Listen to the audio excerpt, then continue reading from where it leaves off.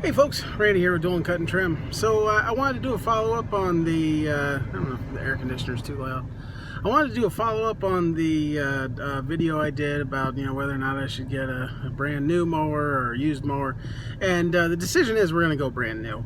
I was either going to get a brand new Bradley walk behind or a used Toro Grandstand. And while obviously the Grandstand's the better of the two machines, I think a brand new Bradley walk behind will better service the needs of my company. And so, I don't know, I just wanted to pass that on to you guys. Of course, now the issue is here. Now I got to buy it. I'm not like most companies where I'm just going to go out and finance something. I'm not doing that. So the Bradley's going to be paid for in cash. So the machine itself is like $3,200. I think it's another $200 to get it shipped. I got a friend of mine that I can use his loading dock. And then I got to get the sulky to go along with it, which I think I'm going to get their one that's it's got like caster wheels on it.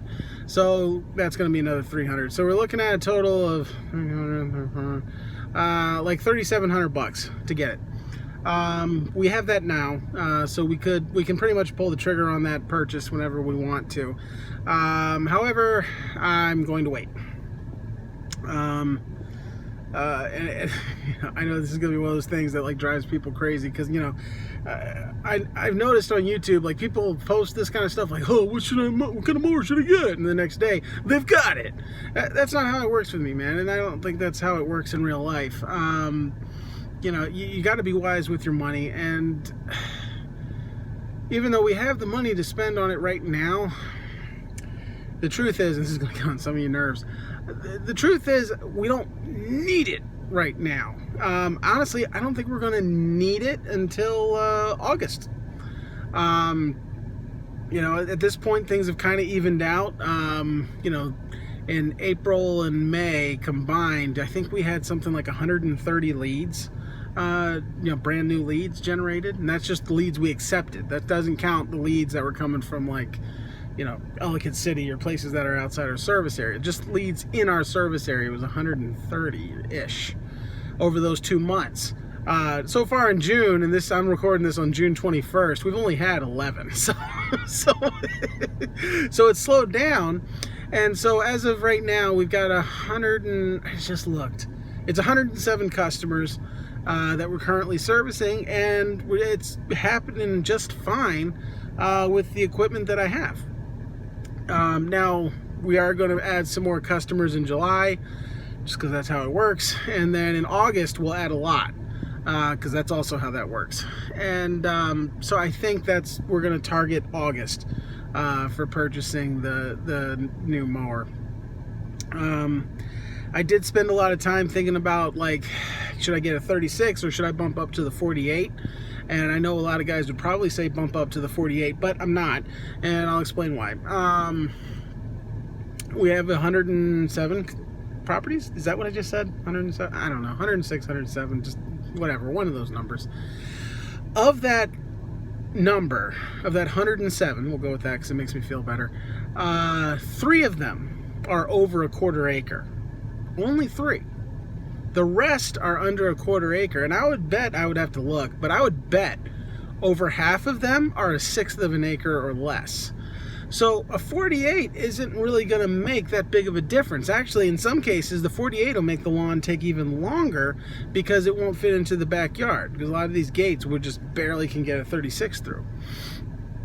So we're going to go with the 36, even though it's only like a $200 price difference. I think it's wiser for us to go with the 36. That's what we're going to do.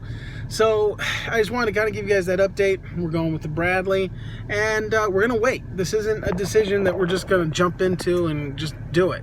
We're going to take our time, and we're going to buy it when it's time. The equipment we have now is working great. At some point I'll do a video kind of discussing that. And so for now, we're fine. Yeah, and so it just gives us more and more time to save more and more money, and don't have to worry about it. You know, I know a lot of guys would say, dude, just get a loan, blah, blah, blah. But I'm not doing that. That's not how we roll. We are a debt-free company, and we're staying that way. And part of that is deferring the, I don't want to say pleasure because it's a business thing, but holding off. You know, when I buy that machine, it's going to be 100% mine. I'm not going to owe anybody a dime for it. You know, and I think I see a lot of guys, they get into business, and I'm really happy for them, and I help anybody that I can. If you're in business for yourself, I'm doing everything I can to help you, man. I got a guy that's in my area. He started a landscape business, and I believe in this guy. I send all my landscape stuff to him because I want him to succeed. But when you're building up your equipment and you're just getting loans to pay for your stuff, man, like, you're setting yourself up for failure. You know, because just because things are hot in the beginning of the spring and, you know, the beginning of the summer, it doesn't stay that way. At some point, it's gonna cool off, and then what doesn't cool off is your payments. they stay there, and you're gonna say, "Oh, you just gotta plan for that." I know, but you know, most come on, most of us don't. So that I just wanted to kind of give you guys an update on that and let you know what's going on with that. And I don't have anything else to say about that. So I hope this video is helpful to you. I hope it brings clarity, because I know all of you are just thinking about this so hard and just really wondering what I was going to do. And you know, so this is Randy with Doing Cut and Trim. Have a good one.